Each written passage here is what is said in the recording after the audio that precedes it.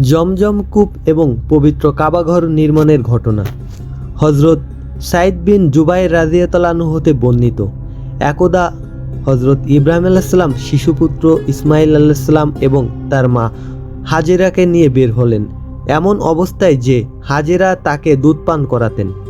অবশেষে যেখানে কাবাঘর অবস্থিত, হজরত ইব্রাহিম আলাইহিস সালাম তাদেরকে উভয়কেই সেখানে নিয়ে এসে মসজিদের উঁচু অংশে জমজম কূপের উপর অবস্থিত একটি বিরাট গাছের নিচে তাদের রাখলেন। সে সময় মক্কা ছিল না, কোনো জনমানবও ছিল না, কোনো প্রকার পানির ব্যবস্থাও না। তিনি একটি থলিতে খেজুর এবং একটি মোষকে সামান্য পানি সহ তাদেরকে সেখানে রেখে ফিরে চলে এলেন। তখন ইসমাইল আলাইহিস সালামের মা পিছনে চলতে লাগলেন এবং বললেন, হে ইব্রাহিম, এই উপত্যকায় আমাদের রেখে আপনি কোথায় যাচ্ছেন? এখানে না আছে কোনো মানুষ, না আছে পানাহারের ব্যবস্থা। তিনি এই কথাটি তাকে বারবার বলতে থাকলেন। ইব্রাহিম আলাইহিস সালাম তার কথায় কান না দিয়ে চলতে থাকলেন। অতঃপর হজরত হাজেরা জানতে চাইলেন, আল্লাহ কি আপনাকে এ কাজের নির্দেশ দিয়েছেন? তিনি বললেন, হ্যাঁ। তখন হাজেরা বললেন, এ আল্লাহ, আমাদেরকে ধ্বংস করবেন না। অতঃপর তিনি ফিরে আসলেন। যখন তিনি গিরিপথের বাঁকে পৌঁছালেন, যেখান থেকে স্ত্রীপুত্র তাকে দেখতে পাচ্ছিলেন না, সেই সময় তিনি কাবাঘরের দিকে মুখ করে দুহাত তুলে এই দোয়া করলেন, হে আমার প্রভু, আমি আমার স্ত্রী ও পুত্রকে চাষাবাদহীন বিরান ভূমিতে তোমার সমন্বিত গৃহের সন্নিকটে রেখে গেলাম, যাতে তারা সালাত আদায় করতে পারে। তুমি কিছু লোকের অন্তরকে তাদের প্রতি আকৃষ্ট করে দাও এবং তাদেরকে ফলাদি দ্বারা রুজি দান করো, যাতে তারা তোমার শুকরিয়া আদায় করতে পারে। এই দোয়া করে ইব্রাহিম আলাইহিস সালাম চলে গেলেন, আর ইসমাইল আলাইহিস সালাম এর মা তাকে তার বুকে দুধ পান করাতেন আর নিজে সেই মাস্ক থেকে পানি পান করতেন। অবশেষে মাস্কের পানি ফুরিয়ে গেল। তিনি পিপাসিত হলেন এবং তার শিশুপুত্রটি পিপাসায় কাতর হয়ে পড়ল। সে মাটিতে পড়ে ছটফট করছিল। সাফাকে একমাত্র তার নিকটতম পর্বত হিসেবে পেলেন। অতঃপর তিনি উপরে উঠে কাউকে খুঁজে পাওয়া যায় কিনা তা দেখতে লাগলেন। কাউকে না পেয়ে সাফা পর্বত থেকে নেমে পড়লেন। এমনকি যখন তিনি নিচু ময়দান পর্যন্ত পৌঁছালেন, তখন তিনি তার কামিজের এক প্রান্ত তুলে ধরে একজন ক্লান্ত মানুষের মতো ছুটে চললেন। অবশেষে ময়দানে অতিক্রম করে মারাওয়া পাহাড়ের নিকটে এসে তার উপর উঠে দাঁড়ালেন। অতঃপর এদিকে সেদিকে তাকালেন, কিন্তু কাউকে দেখতে পেলেন না। এমনইভাবে 7 বার দৌড়াদৌড়ি করলেন। হজরত ইবনে আব্বাস রাদিয়াল্লাহু আনহু বলেন, নবী করিম সাল্লাল্লাহু আলাইহি ওয়াসাল্লাম বলেছেন, এজন্যই মানুষ হজ ও উমরাহের সময় উক্ত পাহাড়দ্বয়ের মধ্যে 7 বার সাইন করে থাকেন। এরপর তিনি যখন মারাওয়া পাহাড়ে উঠলেন, তখন একটি শব্দ শুনতে পেলেন এবং তিনি নিজেকে নিজে বললেন, একটু অপেক্ষা করো। তিনি একাগ্র চিত্তে মনোযোগ দিয়ে শুনে বললেন, তুমি তো তোমার শব্দ শুনিয়েছ, তোমার কাছে কোনো সাহায্যকারী থাকলে আমাকে সাহায্য করো।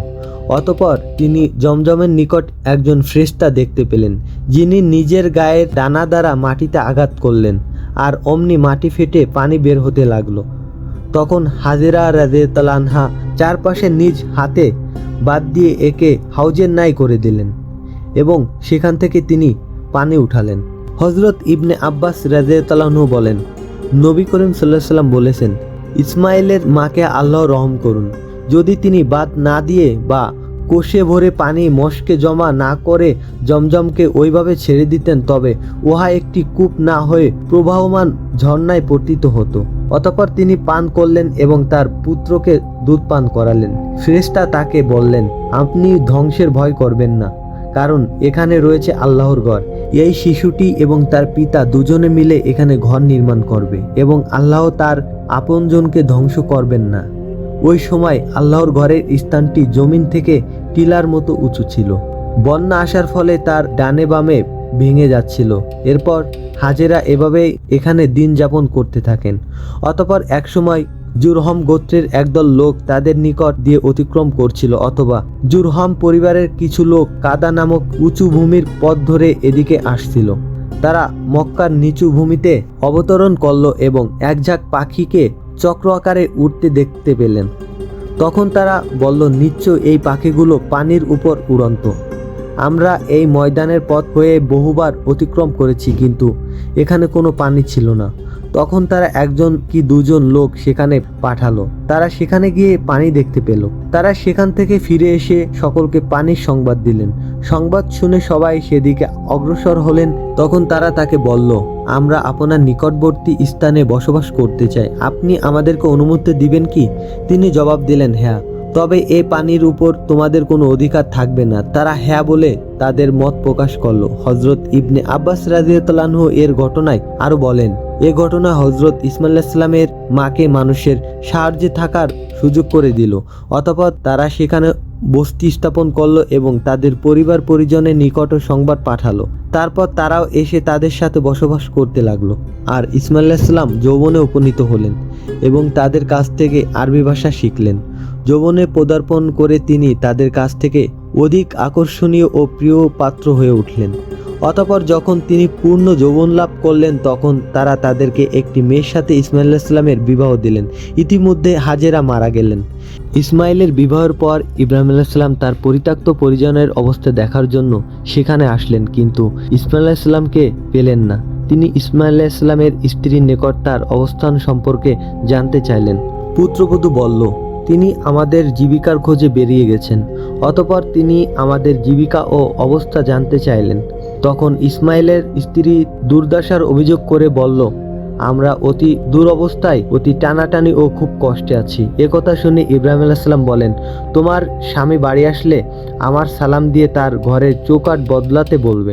এরপর যখন হযরত ইসমাঈল আলাইহিস সালাম বাড়ি আসলেন তখন যেন তিনি কিছু আচর করতে পারলেন। তিনি বললেন, তোমার নিকট কোনো ব্যক্তি এসেছিল? স্ত্রী বলল, হ্যাঁ, আমাদের নিকট এরূপ একজন বৃদ্ধা এসেছিলেন এবং আমাকে আপনার সম্পর্কে জিজ্ঞাসা করছিলেন। আমি তাকে আপনার খবর দিই। তিনি আমাদের জীবন জীবিকা কিভাবে চলছে তা জিজ্ঞাসা করেন। তখন আমি তাকে বললাম, আমরা খুব কষ্টে আছি ও অভাবে আছি। ইসমাঈল আলাইহিস সালাম বলেন, তিনি কি তোমাকে কোনো বিষয়ে ওসিয়ত করেছেন? তিনি বললেন, হ্যাঁ, তিনি তার সালাম আপনাকে দেওয়ার নির্দেশ প্রদান করেছেন এবং বলেছেন তোমার দরজার চৌকাঠ পরিবর্তন করে নাও। ইসমাঈল আলাইহিস সালাম বললেন, উনি আমার পিতা, তিনি আমাকে তোমাকে পৃথক করে দেওয়ার নির্দেশ দিয়েছেন। তুমি তোমার আপনজনদের কাছে চলে যাও। অতঃপর তিনি তাকে তালাক দিয়ে অপর একটি মেয়েকে বিয়ে করলেন। অতঃপর ইব্রাহিম আলাইহিস সালাম এদের থেকে আল্লাহ যতদিন চাইলেন ততদিন দূরে রাখলেন। অতঃপর তিনি আবার তাদের দেখতে আসলেন। এবারও তিনি পুত্রকে দেখতে পেলেন না। পুত্রবধূকে তার পুত্র সম্পর্কে জিজ্ঞাসা করলেন। তিনি উত্তর দিলেন, তিনি আমাদের জীবিকার খোঁজে বেরিয়ে পড়েছেন। এরপর ইব্রাহিম আলাইহিস সালাম বললেন, তোমরা কেমন আছো? অতঃপর তিনি তাদের জীবন যাপন ও অবস্থা সম্পর্কে জানতে চাইলেন। তিনি বললেন, আমরা ভালো আছি, এবং তিনি আল্লাহর প্রশংসা করলেন। তখন ইব্রাহিম আলাইহিস সালাম দোয়া করলেন, হে আল্লাহ, তাদের গোশত ও পানিতে বরকত দিন। রাসূল সাল্লাল্লাহু আলাইহি ওয়াসাল্লাম বলেন, তাদের জন্য তখন শস্য ছিল না, যদি থাকতো তাহলে তিনি তাতে বরকতের জন্য দোয়া করতেন। ইব্রাহিম আলাইহিস সালাম বলেন, তোমার স্বামী ঘরে ফিরে আসলে আমার সালাম দিয়ে তার ঘরের চৌকাঠ ঠিক রাখতে বলবে। অতঃপর ইসমাঈল আলাইহিস সালাম বাড়ি এসে বললেন, তোমার নিকট কে এসেছিল? স্ত্রী বললেন, হ্যাঁ, একজন সুন্দর চেহারা বৃদ্ধ লোক এসেছিল এবং সে তার প্রশংসা করল। তিনি আমাকে আপনার ব্যাপারে জিজ্ঞাসা করছিলেন, আমি তাকে আপনার সংবাদ জানিয়েছি। অতঃপর তিনি আমার নিকট আমাদের জীবনযাপন সম্পর্কে জানতে চেয়েছিলেন। আমি তাকে জানিয়েছি যে আমরা ভালো আছি। ইসমাঈল আলাইহিস সালাম বলেন, তিনি কি তোমাকে কোনো বিষয়ে ওসিয়ত করে গেছেন? সে বলল, হ্যাঁ, তিনি আপনার প্রতি সালাম জানিয়ে আপনাকে নির্দেশ দিয়েছে যে আপনি যেন আপনার ঘরের চৌকাঠটি ঠিক রাখেন। ইসমাঈল আলাইহিস সালাম বলেন, উনি আমার পিতা আর তুমি আমার ঘরের চৌকাঠ। তিনি আমাকে তোমাকে স্ত্রী হিসেবে বহাল রাখার নির্দেশ দিয়েছে। আল্লাহর ইচ্ছায় হযরত ইব্রাহিম আলাইহিস সালাম বহুদিন পর এসে দেখেন তার পুত্র জমজম কূপের নিকটে একটি বড় গাছের নিচে বসে তার মেরামত করছেন।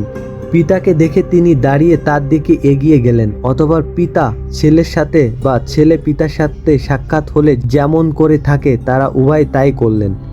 অতঃপর ইব্রাহিম আলাইহিস সালাম বললেন, হে ইসমাইল, আল্লাহ আমাকে একটি বিষয় নির্দেশ দিয়েছেন। ইসমাঈল আলাইহিস সালাম বললেন, আপনার প্রভু আপনাকে যে নির্দেশ দিয়েছেন তা পালন করুন। তিনি বললেন, তুমি কি আমাকে সাহায্য করবে? ইসমাঈল আলাইহিস সালাম বললেন, আমি অবশ্যই সাহায্য করব। ইব্রাহিম আলাইহিস সালাম বলেন, আল্লাহ পাক রব্বুল আলামিন এখানে একটি ঘর বানানোর নির্দেশ দিয়েছেন আমাকে। এ কথা বলে তিনি উঁচু টিলাটির দিকে ইঙ্গিত করলেন যে এর চারপাশে ঘেরাও দাও। তখন বাপ বেটা দুজনে কাবা ঘরের দেয়াল তুলতে লেগে গেলেন। ইসমাইল আলাইহিসসালাম পাথর আনতেন আর ইব্রাহিম আলাইহিসসালাম নির্মাণ করতেন। পরিশেষে যখন দেওয়াল উঁচু হয়ে গেল তখন ইসমাইল আলাইহিসসালাম মাকামে ইব্রাহিম নামক পাথরটি আনলেন এবং যথাস্থানে রাখলেন।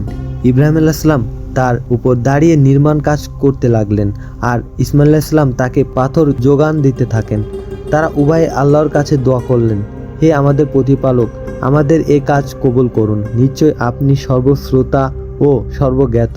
তারা উভয়ে আবার কাবাঘর তৈরি করতে থাকেন এবং কাবাঘরের চারিদিকে ঘুরে ঘুরে দোয়া করতে থাকেন, হে আমাদের প্রতিপালক, আপনি আমাদের পক্ষ থেকে কবুল করুন, নিশ্চয়ই আপনি সবকিছু শোনেন এবং জানেন।